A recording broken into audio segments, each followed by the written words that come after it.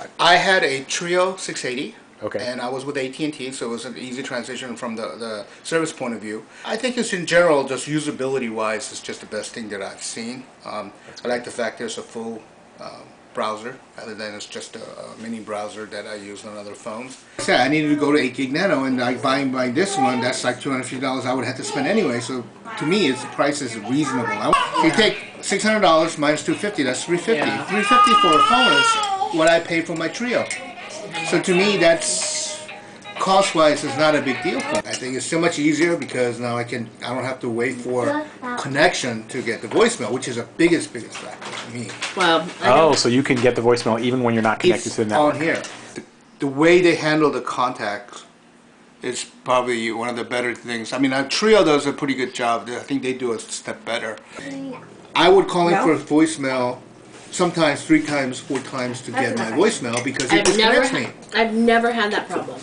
For example, you can create a contact, and when you, like for example, a phone call comes in, there's a number, and in Treo you have some option of doing that, but this is easier to put that into your contact because now you can put it into existing contact. I think Treo couldn't do that.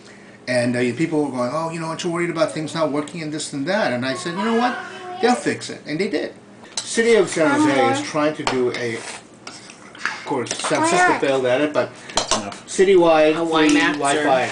Then I won't have to worry about Edge because anywhere I go in San Francisco and a lot of other cities, they have a free access. So municipal Wi-Fi is the answer to get around the Edge. And there's an article in San Jose Mercury is that there was an article about how iPhone is going to push that to a quicker resolution than longer, because with almost 700,000 phones sold in the first weekend, one of the things I like to do is when I get a new contact, I take their picture and put it on there so a picture will be in their contact. So when it rings, it shows the person, so I know who's calling right away without having to read it. As I get older, it's harder to read the letters, so picture is a good thing. I use Google Maps a lot. Primarily what I use it for is to find out how the traffic is on the freeway. Being in this area, we all know how terrible traffic is, but looking at this, it will give me whether or not the traffic is available by the green lights, green lines right there. This is a restaurant I went to eat in Mountain View on Castro. Now it shows me directions to and from here and address and everything. If I touch here, it calls. It's calling. That to me is very, very cool. If you can find the restaurant, and I can call directly from the list from the Google. I set up several things on my SMS, MySpace and Facebook, so when I get requests, it comes to my phone so I can look at it and respond back from here.